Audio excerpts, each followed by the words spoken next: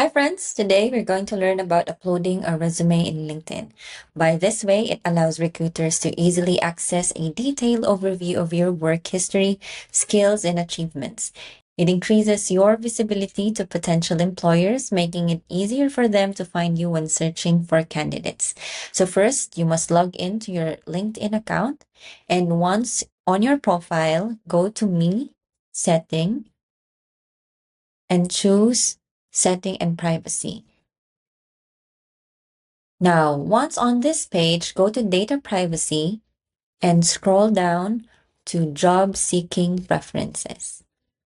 Once you're on this page, you just have to click Job Application Settings and make sure that Save Resumes and Application Data is toggled on.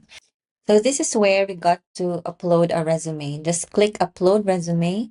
Just make sure that your files are on DOC, DOCX, or in PDF format, and it is below 5 megabytes. So let's say this is your resume. Click Open. So once your resume is uploaded, you have the option to turn on the share your resume data to all recruiters or leave it turned off if you opt to send it to your preferred hiring. And with LinkedIn's Easy Apply feature, your uploaded resume can be automatically submitted with your application, saving your time and effort.